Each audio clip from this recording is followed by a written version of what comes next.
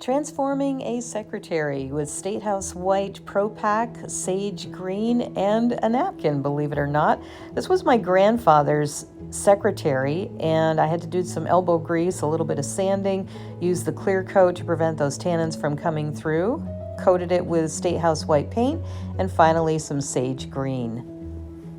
And I use these index cards to protect the glass from the paint. All right, I have some tight quarters here, but this is a little secretary that I'm working on right now, and I'm going to give it a little bit of drizzle here. So this time when I'm making this drizzle, I'm going to work with a couple of things. I've got the Cocoa Cafe out of the Statehouse White ProPack. However, I want it to be a little darker because the Cocoa Cafe is kind of a burnt sienna, so it's a really lighter brown, and I want it to have some darker tones, so I'm going to add the coal black so that I go from Cocoa Cafe to black coffee. I guess I've got a coffee thing going.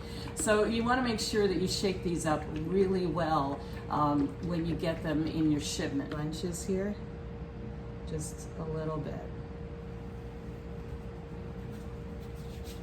And mix these two together.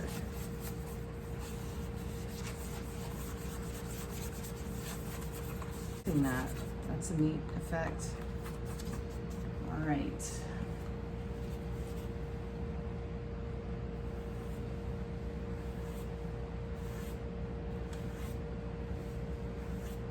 And I'm just brushing in toward the drawer. Like so.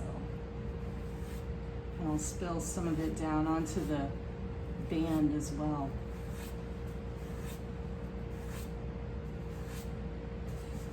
And you want to work in sections.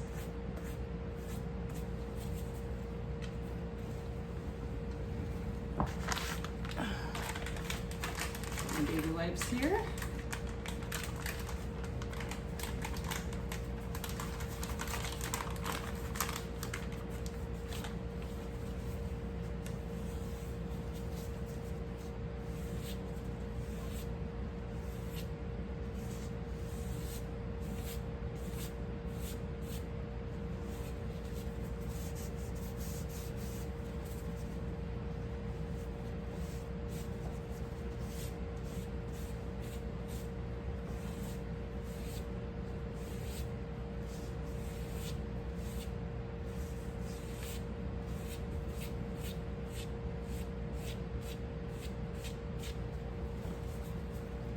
Side.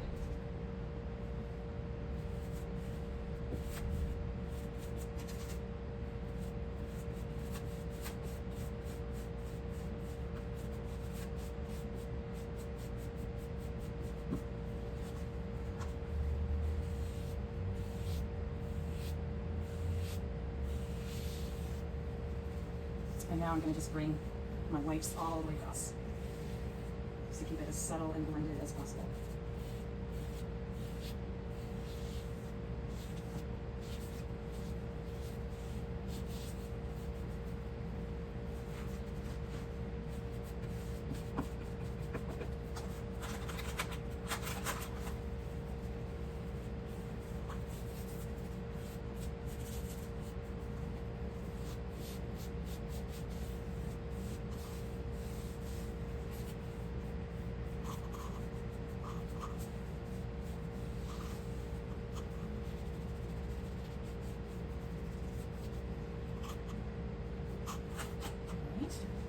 Gradually over here.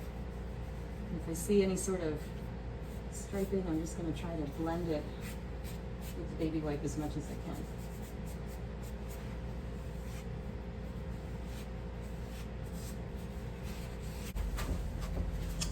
And the reason that I'm doing this blending is I want it to have that antique look, because this is going to be the decoupage that I'm going to be putting on the front of this. So I think it's going to look really nice when I'm done. Okay, so the same effect. I took a dab of coal black, put it into my Cocoa Cafe, and I'm mixing it around and I am very surprised to see this color come through. It's absolutely perfect for putting it on the sage green. I had no idea it would do this. I thought it would be more of a dark black, but I guess if I put more black in, it would do that. But I'm very happy with this coloring so far.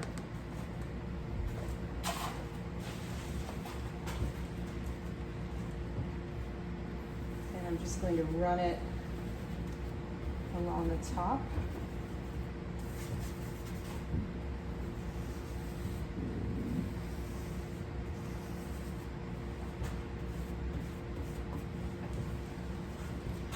Anywhere where I want that, the fluting to show.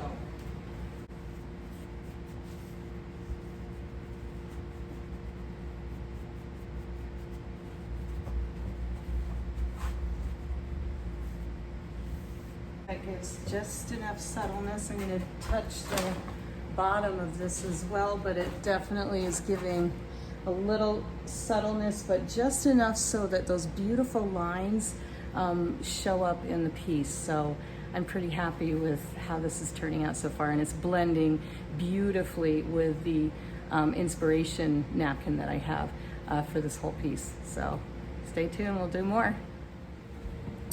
So now this has dried and I'm looking to do my decoupage. So of course, need my napkins, a pair of scissors, my clear coat.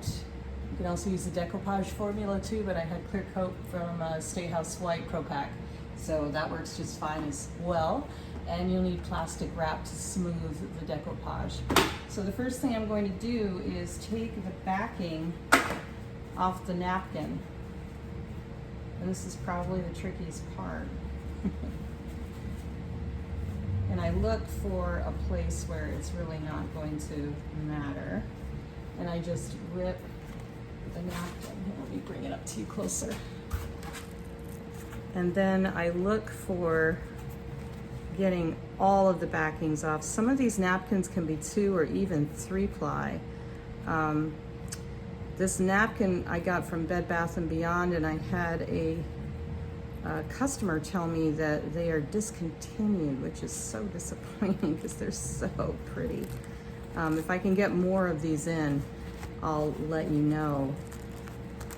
So, all right, so you see, you want to make sure that it's translucent and you don't have any more layers sticking on that napkin. It's very important.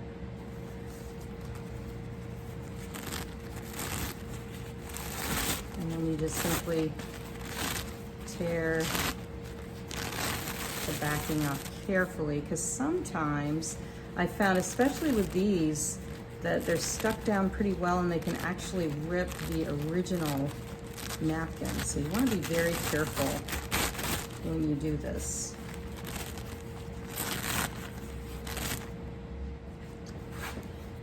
Now, one thing I've discovered is anytime you have lines, while they might look really great on the napkin, they might not look so hot on your project. So I am going to cut the top line off because I just want Le Boutique des Fleurs to show.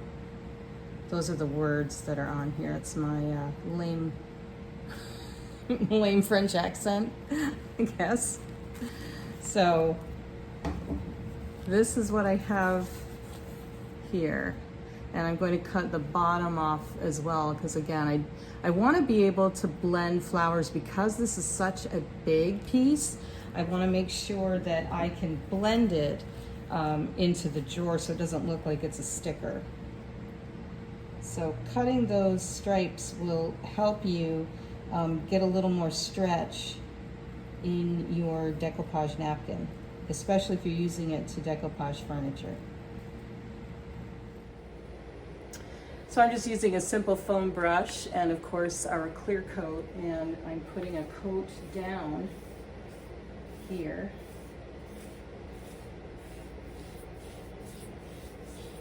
And I smooth it all in. And then make sure that you have plastic wrap at the ready so that you can quickly smooth it with that. And I've decided I'm going to go under this bow for the drawer because I don't want this to be bumping into the upper drawer. So just make sure that's nice and centered, because it's also going to be bumping into the lower drawer, and I'm kind of okay with that. And I can also put more roses up above in here. Oh, that's going to blend so nicely. Very happy with that.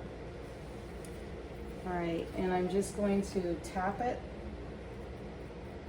because this is very delicate. You don't want to be stroking this because it will rip.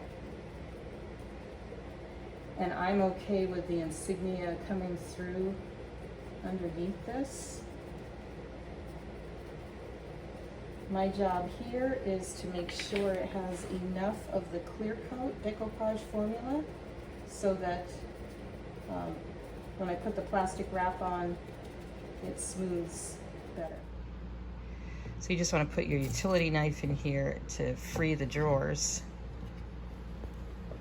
so that you can push those drawers out. There. And if you have some patchwork, I've got a couple of things here. Again, I'm just going to have to use my clear coat and we'll be in business.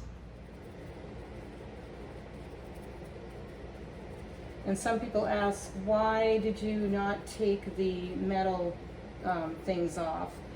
They were glued down and it would have done too much damage to the veneer of the wood for me to pull them off.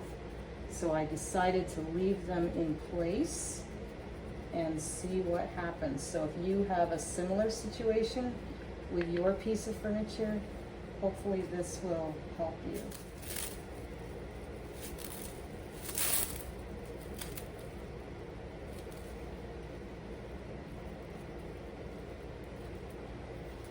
And I smooth from the center. I just press that plastic wrap down, because if you stroke this with just your bare hands, what will happen is it will end up ripping the napkin. And so I'm slowly going in and smoothing the wrinkles that I see on the piece. And some people don't want any wrinkles. Me, I kind of like them. Now, in order for this not to look like a sticker, what I did is I took some of the roses and just ripped them out and put them on the sides, a little on the top. I also found a nice stencil for right around the keyhole area.